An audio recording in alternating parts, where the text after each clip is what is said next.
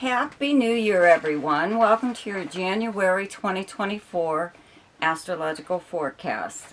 And you know, I'm doing all signs for this month, a monthly report, and I will always do all signs for the weekly forecast.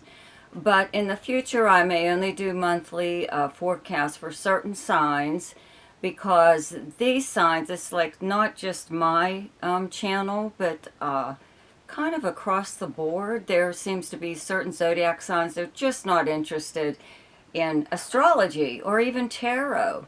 Okay, so there you'll notice that some tarot readers even only do certain signs, and that's why, you know, if the sign isn't interested, then it's just really not worth putting up a video for them. So like I said, in the future I will probably only do certain signs for monthly, but I will always do all zodiac signs for the weekly and other things also. But anyway, so this month, the month starts off with, on the 1st, Mercury goes direct in Sagittarius. Finally! Yes! Mercury direct. Okay, so that is something to look forward to, especially having a retrograde period during busy holidays and trying to travel and all that stuff. Trying to get in touch with people, not always that easy. So if you are having problems like that, they'll start to smooth out. In fact, you may even be receiving some packages or cards or something or other this month that you should have gotten last month. Okay. On the 4th, Mars leaves Sagittarius and moves into Capricorn. On the 11th, there's a new moon in Capricorn. On the 13th, Mercury moves into Capricorn again. On the 20th, the Sun moves into Aquarius, and on the very same day, Pluto moves into Aquarius again. I will be doing a video on Pluto in all the signs. Pluto in Aquarius for all the zodiac signs, okay? On the 23rd, Venus moves into Capricorn. Up until that point, it is still in Sagittarius, moved there at the end, very end of December, on the 29th. And then on the 25th, there's a full moon in Leo. And on the 27th, Uranus turns direct. So, thank you so much for your support, your continued support. Thank you, subscribers, and thank you so much for checking on me. I really appreciate it. If you're new to my channel, please subscribe, okay, and click on the notification bell, and you'll be notified each time I upload something. And also check out the links below in the description box. One is to my website, and there is another one called Ask Me a Question, which is for those of you who only want to know maybe one or two things about your chart. Okay, so now for your forecast. Happy New Year, Cancer.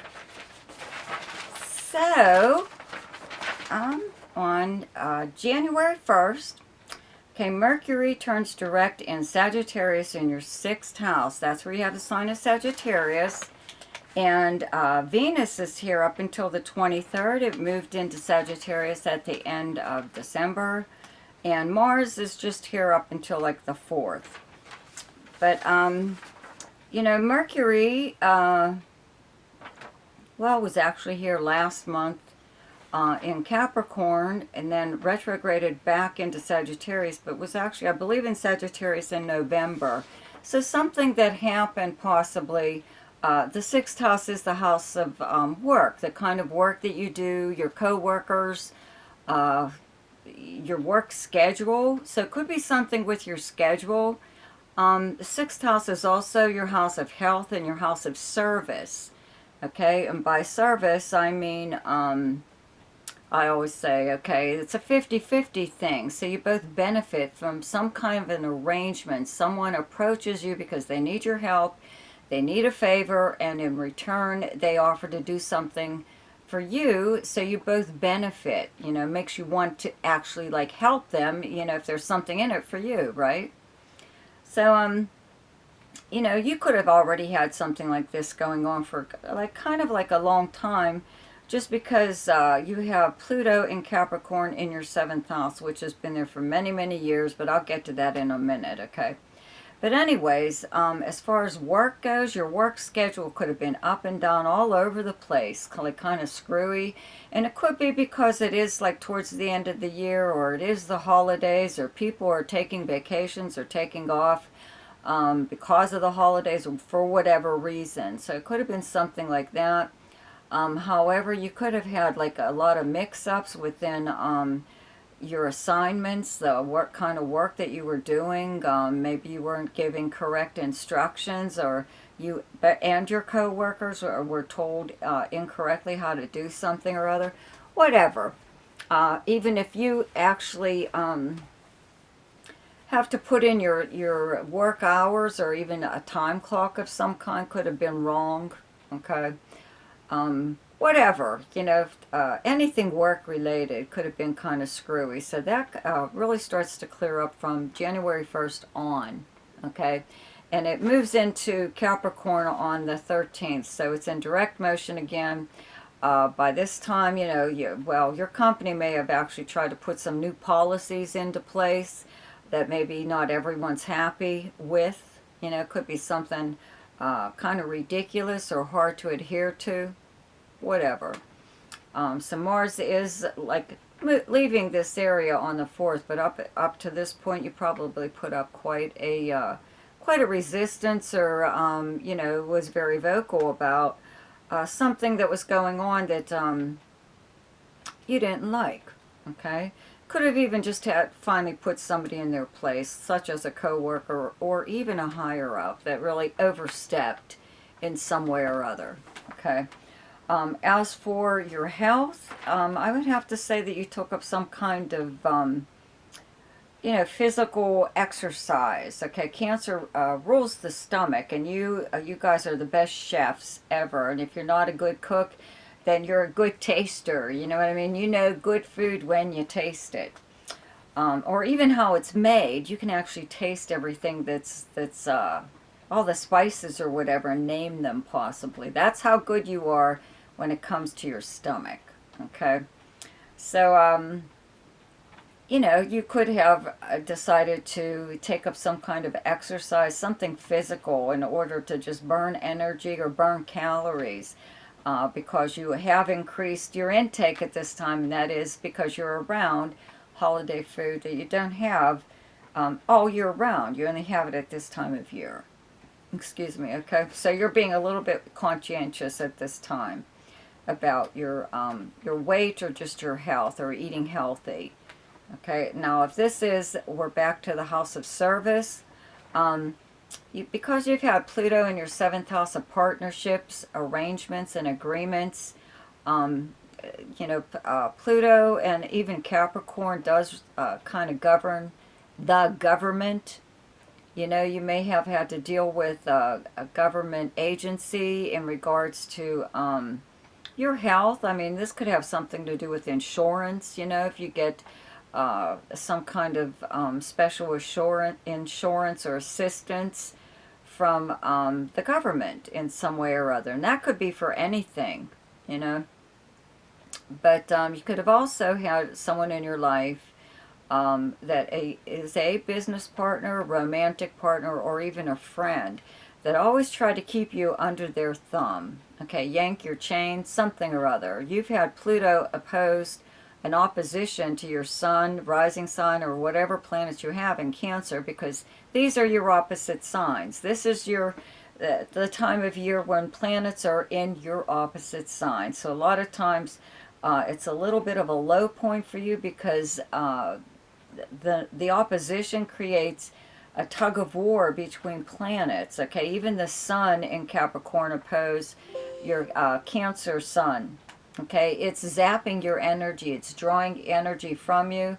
It's taking it away from you. So maybe you're not as effective, or you don't feel as effective as you normally would be when you're trying to do something. So a lot of times people just kick back. Or you get in your mind the feeling of, I'm just going to kick back, and take this up at another time. That is actually the best way to handle this, unless it's like right up in your face, and you have to, move or make a decision or do something or other. Okay. So if it does come to some kind of a long-term arrangement that you've had with someone that you've been helping in some way or other, okay, you know, now's the time to end that if you absolutely want to. You know, you may be so used to it, though, that it's like second nature, you know, not realizing that, you know, you didn't really even have to take it upon yourself possibly in the first place. Or maybe you did you want to actually do something like this, but it could be that that arrangement is ending, okay, and or no longer necessary, or whatever person or place, institution possibly that you were dealing with, they are either going away or something. It's ending. It's ending for some reason or other, okay? There is a new moon on the 11th in Capricorn. Mars moves into Capricorn on the 4th. Venus moves here on the 23rd. And Mercury is here on the 13th in your 7th house. So this really picks up at this time. So you're going to have a lot more conversations with people in your close relationships.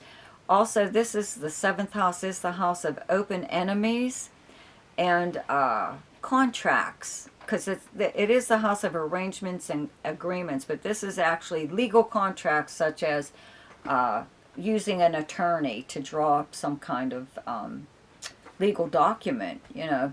So you might want to keep that in mind, because you really don't have to make decisions at this time. You know, you can always make them later. You can discuss them now. That's what's best for this, is discussing something or other, you know. Mars here, though, in the 7th house is a very aggressive transit. The 7th house also being the house of open enemies could mean that, or even competition could come at you in such a way. A lot of times people just seem to come out of the woodwork, is how we usually phrase it, to just push your buttons to get you to act up, okay, to annoy you. But also to get you to act up, to like embarrass you in some way or other, to get you act out of character when actually they've provoked you. They've deliberately provoked you, okay?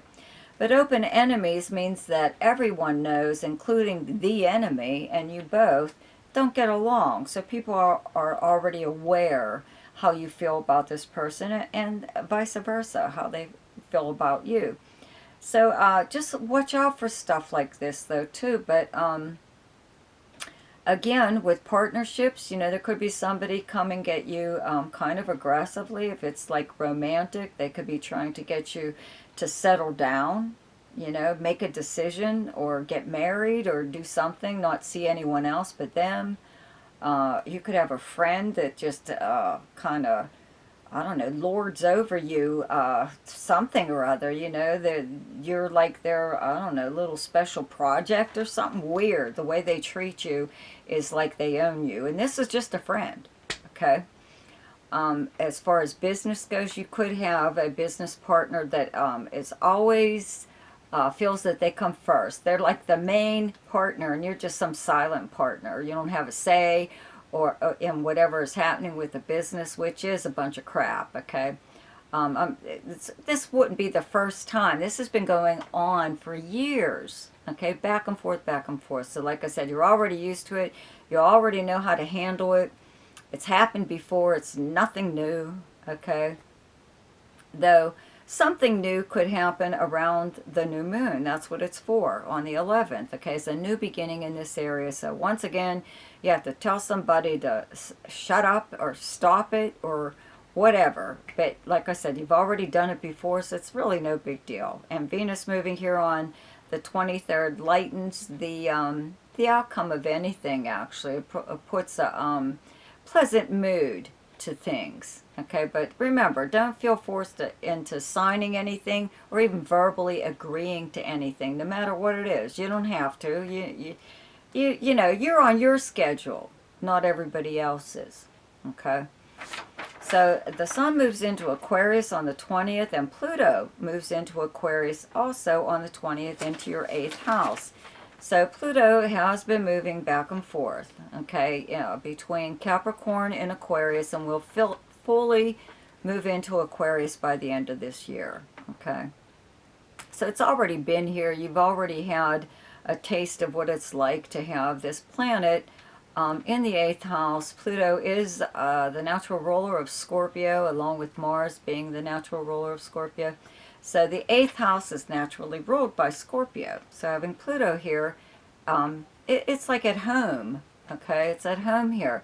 This is the house of death and rebirth, regeneration. This is the ending of something and a new beginning in some place or other. And it could even be just like within you, some kind of changes that you're making over a period of time. Okay, Pluto will be here for many, many years, and a lot of times the changes aren't so evident. You know, it happens gradually, and a lot of times you just look back and think, wow, it's totally different than what it used to be. Okay.